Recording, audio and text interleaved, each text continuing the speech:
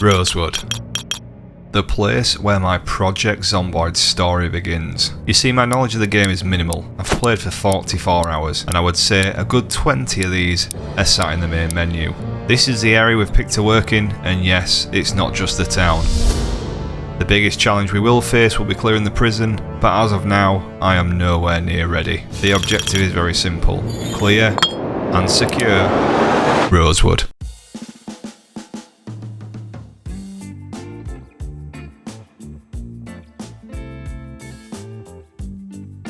Before we get into the game, we need to address what mods are in play, what settings and what traits we are using. Firstly, for the mods, we are trying to keep this as vanilla as possible, but there are two mods that are important for this to work, or should I say, for me to be able to do this. Mod number one is very simple: draw on the map. This will allow us to draw around Rosewood on the map so we don't venture out by mistake. Mod number two is the important one, the recover skill journal. Now I'm sure you all know how this works, being the veterans you are, but for me, I'm a novice playing on a keyboard and mouse, let alone Project Zomboid. I'm going to die in this game a lot of times, probably to some really stupid shit, but the aim is to learn as I go, and the skill journal is going to really help me along the way. To keep it simple, if I die, I can go and recover my skills. Now on to the settings, and with these, I didn't want to make it extremely easy. I want it to be a bit of a challenge and push myself to be better. I started the game at 5 AM to catch life and living, and I've turned zombie respawns off, and the peak day will be day 60. Everything else is pretty much on vanilla settings. For traits, I've based this on myself because, to be honest, I don't have an idea what's best for what. I've also used the unemployed occupation, but please let me tell you, I'm not unemployed. For negatives, I've used unfit, restless sleeper, hearty appetite, sleepy head, smoker, weak stomach, and slow reader. For the positives, I've gone with speed demon, dexterous, brave, lucky, resilient, eagle-eyed, and fast learner, low first, and thick-skinned. Let me know in the comments section what you think of my traits, and let me know what you think is the best setup to run with for a new player. Now, let me tell you how I died. As day one began after the outbreak, we set 4 goals to achieve in the coming days. Our main priority is to craft the journal so we can recover our skills if we do die. The second was to obtain a backpack, as from previous playthroughs, what I end up carrying is always an issue. We then need to decide on where we're going to base down for the coming week before the helicopter arrives. Once we get this out of the way, we'll really be able to get stuck in and kick on with the series. Finally, a working vehicle will be a huge advantage for transport and moving items around. If we can secure these 4 goals, we will be off to a good start. We started as everybody does by having a good look around the starter house. We managed to find some bandages and some books before being interrupted by our first zombie. As we headed outside to take care of business, they broke through the window, leading to our first jump scare. And believe me, they really do get me. We managed to just about catch life and living, leveling our cooking to 1 and struck gold finding a baseball bat in one of the bedrooms. Now here is where I show my experience of this game. As I'm leisurely collecting sheets for our future base, I do this. What a great start. Now bleeding from the scratch on my arm, I had to use my newly found bandages. After patching myself up, it was time to move out of the starter house and look for somewhere new to call home. With now 2 smashed windows, this isn't the place for me. We decided to check the garage before moving on, and shockingly, everything I could have dreamed of was sat waiting for me. A generator, items for carpentry, metal bars, I even managed to land a camo top. We finally met the neighbour, and unfortunately I had to bash his head in with my boot. It was at this time, and no pun intended, that I remembered that I needed a watch. Life and Living was due at 12 PM, and missing it at this stage would have been unfortunate. At this point I was hungry and I had to grab some fresh vegetables from the fridge. Upstairs I found a pipe wrench in the bathroom, but again issues of weight were the problem, so we decided to leave it behind. After checking the ensuite, we checked the wardrobe in the bedroom, and there it was, the hiking backpack. Our first goal completed on day 1. It may seem such a minor accomplishment to you guys, but I just never seem to find backpacks. I grabbed the wrench from the bathroom, some scissors to cut up leather, and moved on to the next house. Another zombie fell to the bottom of my boot, and what looked to be a suicide once I got inside. I checked the body and found a pistol. Again, my experience of this game is that poor, I haven't fired a gun apart from the tutorial. Without knowing the time, I took the chance on the TV and switched it to Life and Living. To my amazement, the carpentry show was on. Exactly what I needed, carpentry level 1. We found a can opener in the kitchen, a key item to our survival, and I finally found some cigarettes which would be useful for our mood, but unfortunately we don't have a lighter. I found a gun case in the bedroom which held what I can only think is a Desert Eagle. Pretty useless for me for now. I found more building materials in the garage, but with my carrying capacity maxed out, I needed to find somewhere to base up for a couple of days. I finally found a watch on this poor guy. He looked like he'd been hit by a car and left a turn. As we headed to house number 4, my moodles really started to deteriorate. I killed a straggler between the houses, then started to clear the rear garden. Let me just show you what happened.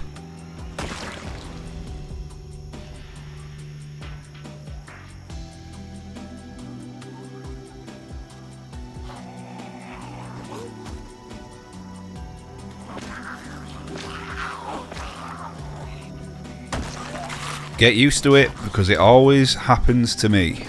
If you have any pointers for my poor back performance, throw them in the comment section below. So after bandaging up, I headed into the house and made the call that this would be home for now. That is the second of our 4 goals complete. I sheeted up every window downstairs, grabbed something to eat. I was tired, but just under an hour to life and living. I pulled out a book and sat by the TV. Another skill point achieved. Fishing was now level 1. At 8 PM I decided to call it time for bed. Day 1 was in the locker, but what did day 2 have in store?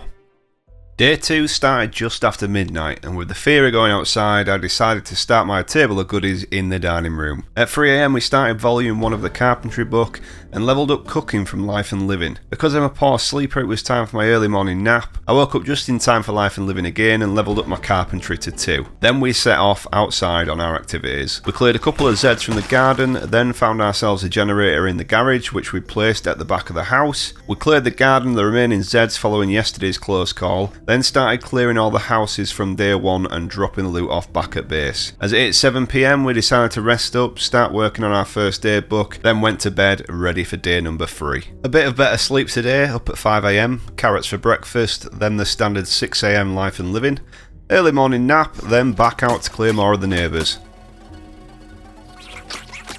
We found an empty notepad for our recovery journal and a leather jacket for the leather strips. Now all we need to do is locate some glue and we can be a little bit more risky. We came across a rifle in one of the houses that was in a gun case, so with a full backpack we decided to grab it and head home. We also landed a Desert Eagle pistol for the table of goodies. We cut the leather jacket to get our leather strips whilst catching the evening Life and Living show and placed our journal items on the kitchen counter. It was at this time we decided to enter Project Glue. We set out on one more supply run before bed with the hopes of landing some glue, but for today we had no luck. We finished the last of our first day training, then headed off to bed ready for day number 4.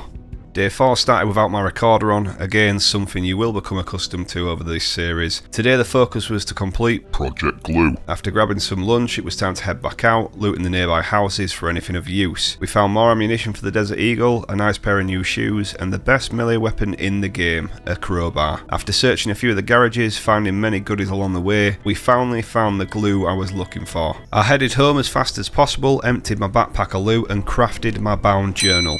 The third of our 4 initial goals on the series. Now this is created, I can hopefully be a little bit more risky with things as I can return if I die. I transcribed all my skills into my journal, headed for a quick wash, and then headed to bed ready for day number 5. Day 5 was a 3 AM start. I really need to get a handle on this sleeping situation, but for now I'll deal with it. Because I was miserable, it was time for some good old English literature and to make a start on Electric Book 1. I missed Life and Living being sat in the kitchen instead of in the dining room, then headed for my morning nap around 9 AM. I marked off some of the houses that I'd cleared over the past couple of days so I could keep a log of where I've been, then spent the majority of the day breaking down tables, chairs, wardrobes, bedside tables, doors and beds for some carpentry XP. I also grabbed this large crate from the bedroom to bring downstairs so I could finally start to put away some of the gear I collected. After running out of space though, I just made another pile by the front door. As we were coming towards the helicopter event, I decided to pack a bag of some basic supplies so I could just get out the door fast, keeping the Zeds away from the current base, with places at the front door so it was easy to grab on the way out. Back to bed, ready for day number 6.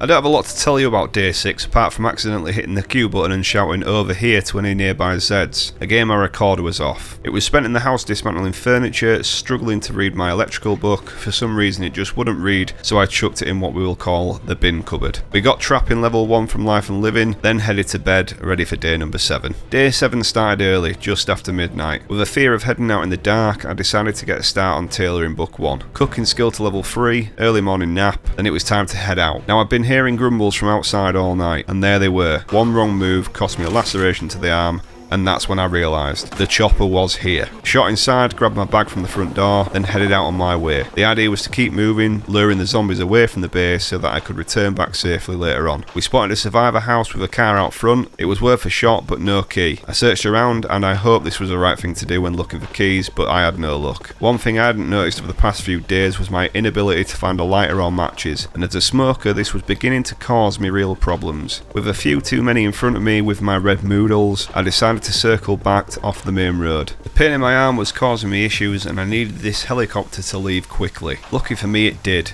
Very quickly. By 3:30 I was home, out the rain, with no helicopter in sight. But we were not done yet. I could hear a groan outside as I opened up the door. He came bursting in, bringing me a brand new duffel bag. At this point I was exhausted and it was time for bed. Just about making it to day number 8. As I arose around midnight of day number 8, I could hear a number of Zeds outside. I checked the window and I could see them on the other side of the street. Now that the heli was out of the way, I could finally get to work on taking back Rosewood from the Zeds. Our priority right now was to find a working vehicle and a solid base to work from for the future. I spent the early hours washing my clothes, finishing the tailoring book and adding it to the bin cupboard. I headed outside to take on a couple of lurking Zeds, then headed up for our early morning nap. After transcribing our journal and clearing some space in our backpack, it was time to head out on the lookout for a working vehicle and some matches so I could finally have a smoke. This was probably the most bloodthirsty I've been. Kill after kill, I was making my way to the survivor house I'd spotted yesterday. I had to break the window to get in as I forgot to bring a crowbar. A Zed came back from the dead, as when I walked in,